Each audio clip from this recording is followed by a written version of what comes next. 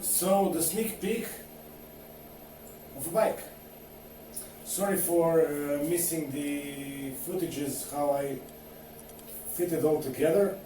The camera was misbehaving last time, so unfortunately I don't have a video of fitting everything together, but we'll continue from here. So I've basically pressed in the headset and I've pressed in the bottom bracket and the axle into the bottom bracket, and now I have to polish the wheels and fit on the tires, fit on the grips, fit on the crankset. Also, yeah, I was polishing the crankset. I don't know if you can see it properly, but yeah, it was polished. And yeah, so I also have to polish another crank.